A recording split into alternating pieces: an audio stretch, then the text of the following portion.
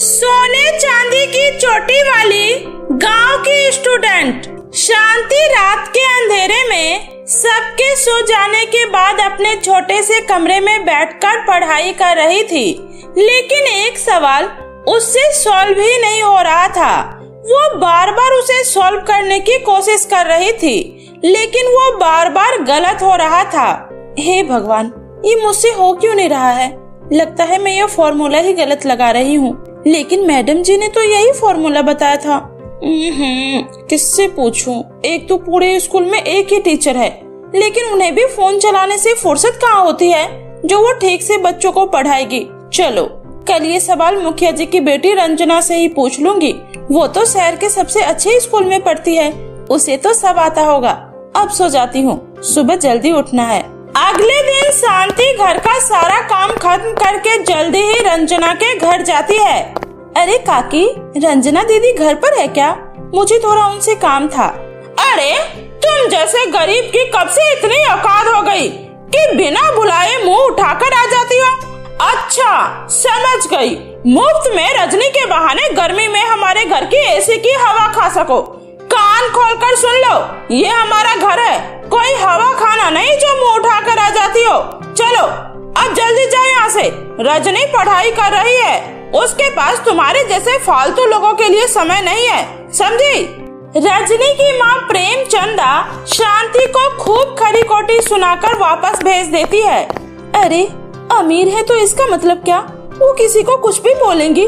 कौन से मैं उनके घर खाना मांगने के लिए गई थी? मैं तो बस रजनी दीदी से पढ़ने गई थी, और पढ़ने पढ़ाने से विद्या और बढ़ती है।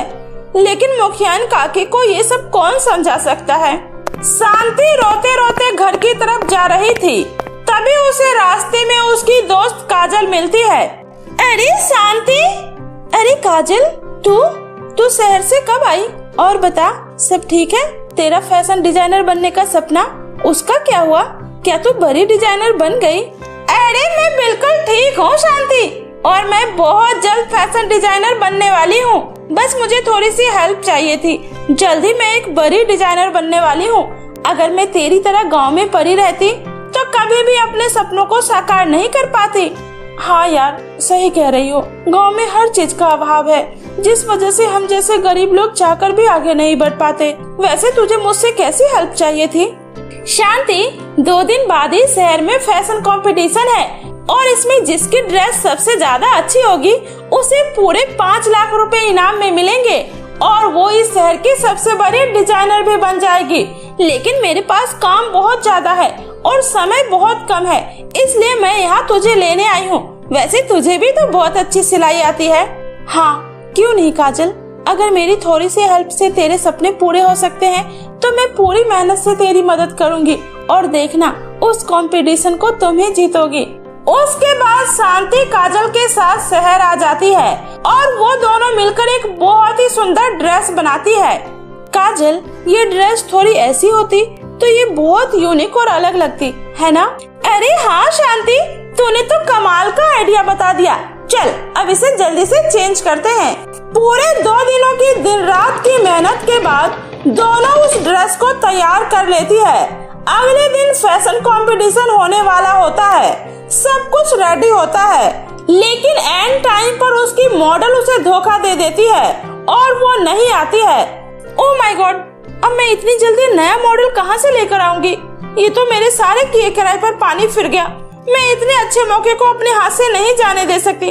काजल, तू मुझे इस तरह से घूर कर क्यों देख रही है? देख, मैं ये नहीं कर सकती। तुझे पता है ना, मेरा सपना पढ़ लिख कर टीचर बनने का है। मैं मॉडलिंग के चक्कर में नहीं पड़ सकती।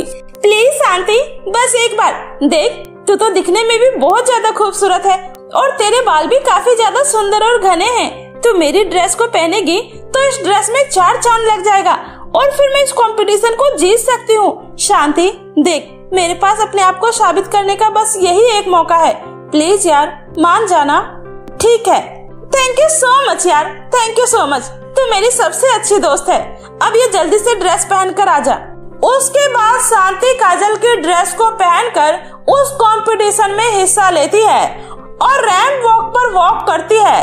शांति की सादगी और सुंदरता उस ड्रेस पर 4 चांद लगा देती है, और शांति उस कंपटीशन को जीत जाती है और फिर काजल को डिजाइनर ऑफ द ईयर की ट्रॉफी मिलती है। उसके बाद दोनों दोस्त खुशी खुशी ट्रॉफी और पैसे लेकर अपने घर आ जाती है।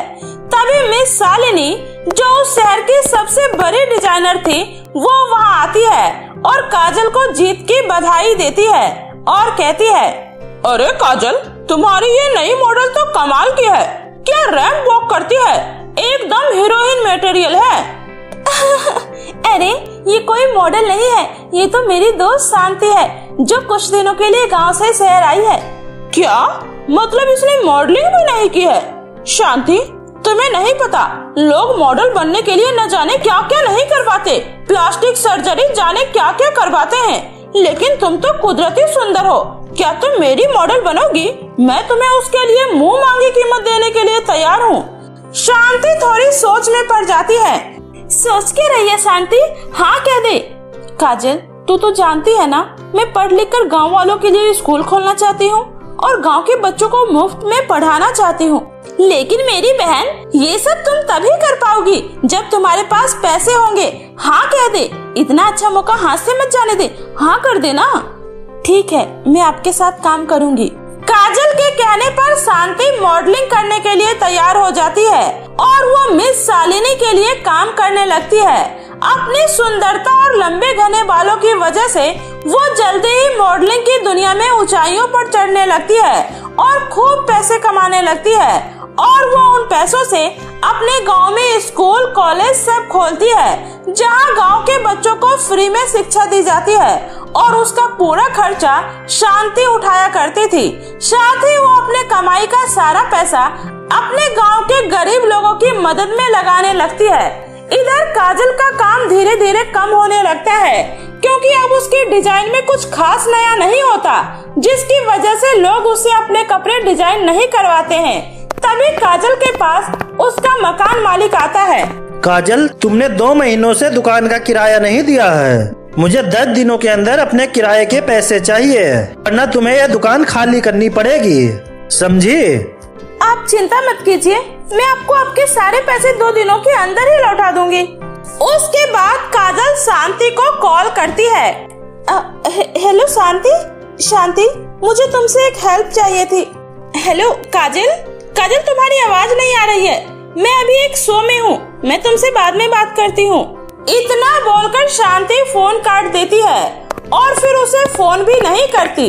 ये देखकर काजल को बहुत ज्यादा गुस्सा आता है।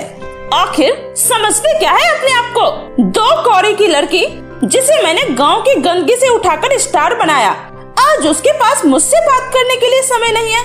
शायद तुम भूल गई हो शांति, जिसे मैं बना सकती हूँ उसे मैं मिट्टी में भी मिला सकती हूँ। जब मेरा कैरियर खत्म हो गया तो तुम्हारा चैप्टर भी खत्म। ऐसे ही कुछ दिनों के बाद काजल शांति से मिलने उसके फ्लैट पर जाती है। अरे काजल, तुम यहाँ? अरे मुझे बुला लेती, मैं तुम्हें खुद लेने आ जाती। अरे अब तुम इतनी बड़ी मॉडल, हम गरीब लोगों से मिलने कहाँ से आओगी?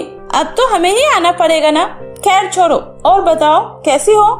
मैं ठीक हूँ काजल, तुम बताओ तुम कैसी हो और कैसा चल रहा है तुम्हारा काम? अब तुम्हें मेरा काम याद आ रहा है, लेकिन कोई बात नहीं, आज के बाद तुम जो ये हवा में उड़ रही हो ना, जमीन पर आ गिरोगी और ऐसा गिरोगी जहाँ से कभी भी उठ नहीं पाओगी।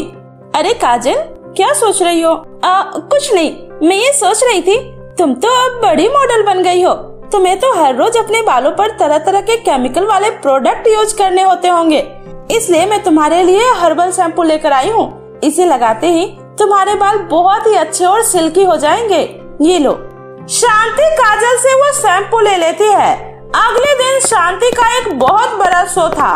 वो नहाकर जैसे ही शीशे के सामने आती है, वो देखती है कि उसका सारा बाल झड़ चुका है और वो गंजी हो चुकी है। हे भगवान, ये क्या हो गया? मेरे सारे बाल अचानक से कहाँ चले गए? कहीं ये सब उस शैम्पू की वजह से तो नहीं हुआ? अब मेरा क्या होगा? अब मैं आगे कैसे काम कर पाऊंगी? भला गंजी मॉडल को कौन काम देगा? अब मैं बच्चों के स्कूल का खर्चा और गांव वालों की मदद कैसे कर पाऊंगी? शांति रो रही होती है। तभी वहाँ मिस शालिनी आ जाती है और वो शांति को गंजा देखकर उसे बहुत डांटती है और उसे अपने शो से निकाल देती है। शांति रोते रोते अपने गांव वापस आ जाती है। उसका अब मॉडलिंग कैरियर पूरी तरह से खत्म हो चुका था। अब तो वो शर्म के मारे घर से बाहर भी नहीं निकलती थी। ये सब देखकर काजल को बहुत खुशी मिलती है। तभी एक दिन शांति अपने आंगन में बैठी होती है। तभी एक प्यारी सी तितली उसके पास आती है और अचानक से वो एक परी के रूप में बदल जाती है। अरे आप कौन है? शांति, मैं तितली परी हूँ और मैं तुम्हारे बारे में सब कुछ जानती हूँ। तुम एक सच्ची और अच्छी इंसान हो। तुमने ना चाहते हुए भी लोगों की मदद करने के लिए मॉडलिंग की और अपनी कमाई का सारा पैसा लोगों की भलाई के लिए लगाया और बदले में तुम्हें तुम्हारी खुद के ही दोस्त ने धोखा दिया। क्या मेरी दोस्त ने मेरे साथ ये सब किया? हाँ शांति, उसी ने तुम्हें केमिकल वाला शैम्पू लगाने के लिए दिया जिससे तुम हमेशा के लिए गंजी हो जाओ। लेकिन तुम चिंता मत करो, हम परी लोग की परियां हर अरसे पृथ्वी पर सच्चे लोगों की मदद करने आते हैं और आज मैं यहाँ तुम्हारी ईमानदारी को देखते हुए तुम्हारी मदद करने आई हूँ। अपनी आंखें बंद करो। चलो अब अपनी आंखें खोलो। अब तुम्हारे सर पर पहले से भी सुंदर सोने और चांदी के बाल आ चुके हैं और ये कोई साधारण बाल नहीं बल्कि जादुई सोने चांदी के बाल हैं। तुम इससे जो भी कुछ मांगोगी तुम्हें वो सब मिल जाएगा। इतना बोलकर वो परी वहाँ से गायब हो जाती है। उस दिन के बाद से शांति अपने जादुई बालों की मदद से लोगों की मदद करने लगती है और फिर गांव के ही छोटे से स्कूल में बच्चों को पढ़ाने लगती है क्योंकि उसका बचपन का यही सपना था। तभी एक दिन काजल रोते हुए उसके पास आती है और उससे अपने किए की माफी मांगती है। शांति मुझे माफ कर दे। मैंने जो तेरे साथ किया वो माफी के काबिल नहीं है। शायद अपने किए की वजह से ही आज मैं बर्बाद हो चुकी हूँ। मेरा सब कुछ खत्म हो गया। मेरी मदद कर शांति, मेरी मदद कर, मुझे माफ कर दे। उसके बाद शांति काजल को माफ कर देती है और अपने जादुई बालों से उसे ढेर सारे पैसे लाकर देती है जिससे काजल अब गांव में ही रहकर अपना बुटीक खोलती है और खुशी खुशी रहने लगती है। अब उसके मन में शांति को लेकर बहुत ही ज्यादा प्यार और सम्मान होता है। सौतेली बहन बनी सौतन। ओहो, किस मनहूस का चेहरा देख लिया सुबह सुबह। अब सारा दिन खराब हो जाएगा। किंजल, मैं तो तुम्हारे लिए जूस बना कर लाई थी, लेकिन एक तुम हो जो अपनी बड़ी बहन से कैसी बात करती हो। यह सुनकर कावेरी उससे जोरदार थप्पड़ मारती है। तेरी हिम्मत कैसे हुई मेरी बेटी से इस तरह बात करने की? और क्या झूठ कहा उसने? मनहूस ही तो है जो अपनी माँ को खा गई।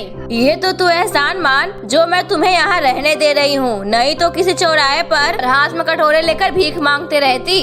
अपनी सौतेली माँ और बहन की ताने और अत्याचार से परेशान होकर चकोर मंदिर जाकर भगवान से हाथ जोड़कर कहती है, ये सौतेली रिश्ते से सौगात में देने से अच्छा होता भगवान कि तू मुझे अनाथ ही रहने देता। आज अपने ही घर में घुटन भरी जिंदगी जीने के मजबूर हूँ मैं। वही मंदिर में खड़ी ममता उसकी सारी बातें सुन रही थी। वो मन ही मन माता रानी को शुक्रिया अदा करते हुए कहती है, हे माता रानी, तूने मेरी प्रार्थना सुन ली। ये लड़की एकदम भोली भाली है। मुझे ऐसे ही लड़की की तलाश थी अपने बेटे ध्रुव के लिए, ताकि मैं इसे अपने घर की बहू बनाकर इसे अपने काबू में रख सकूं। अगले ही दिन ममता ध्रुव को लेकर चकोर के घर में रिश्ता लेकर पहुंच जाती है, जहां वह बिना दहेज चकोर का हाथ अपने बेटे के लिए मांगती है। बिना दहेज के शादी के नाम पर कावेरी शादी के लिए मान जाती है। दोनों की शादी पक्की हो जाती है और कुछ ही दिनों में ध्रुव बारात लेकर आता है। शादी संपन्न होता है। शादी में ममता अपनी बहू को ढेर सारे गहने चढ़ाती है, जिसे देखकर किंजल की आंखें फटी की फटी रह जाती है और वो अपनी माँ से कहती है, माँ, ये कोई मामूली लड़का नहीं है, ये तो बहुत बड़ी पार्टी लगती है। देखो तो वो बुढ़िया कैसे सोने में तौली जा रही है अपनी बहू को। इस सौतेली बहन की बच्ची को इतना बड़ा घर में शादी हो गया, ये बात मुझसे बर्दाश्त नहीं हो रही है। हाँ तो मैं भी कहाँ जानती थी कि यह इतने बड़े घर की बहू बन जाएगी। खैर तू अपना मन खराब मत कर, मैं तेरे लिए इससे भी अमीर और बढ़िया घर का रिश्ता ढूंढूंगी। चकोर ब्याह कर उस घर में आ गई। उस घर में की बहुत खुश थी। ऐसे ही समय बीता और उसकी शादी के अब 3 साल बीत गए, लेकिन वह अभी तक मां नहीं बन पाई। यह देखकर ममता कहती है, ना जाने किस मनहूस को हमने अपने घर की बहू बनाकर ले आई, जो अभी तक मुझे दादी बनने की खुशी नहीं दे पाई, इसलिए अभी तक इस घर को एक वंश नहीं दे पाई। लगता है अब यह बांझ ही रहेगी। हमें अब अपने बेटे ध्रुव के लिए दूसरी शादी के लिए फोर्स करना होगा। ध्रुव की दूसरी शादी का बात के बारे में चकोर को पता चलती है तो उसकी आंखों में आंसू आ जाते हैं और वह अकेले बैठकर बहुत रोती है। लेकिन उसके ससुराल वाले की खुशी के लिए उसने रुद्र की दूसरी शादी के लिए मान जाती है। फिर ममता ध्रुव की दूसरी शादी के लिए कावेरी से बात करती है। वो किंजल को अपनी दूसरी बहू बनाकर ले आती है। किंजल अपने ससुराल जाकर चकोर से कहती है, चकोर, अब तुम इस कमरे को खाली करो। इस कमरे में से जो भी तुम्हारा सामान है लेकर बाहर वाले कमरे में जाओ, क्योंकि मैं नहीं चाहती मेरे पति के बीच कोई तीसरा डिस्टर्ब करे। चकोर दूसरे कमरे में जाकर रहने लगती है। अगले ही दिन जब ध्रुव ऑफिस से घर आता है तो चकोर उसे खाना परोस रही होती है। तभी वहाँ किंजल आ जाती है और उसके हाथों से प्लेट गिरा देती है। अब से मेरे पति को खाना मैं ही परोसूंगी, समझी? तुम्हारा इन पर कोई हक नहीं है। ये रुद्र अब मेरे हैं, अब वो मेरे ही हाथों से खाना खाएंगे, समझी? तुम मेरे पति के पत्नी बनकर नहीं बल्कि मेरी सौतन बनकर इस घर में आई हो।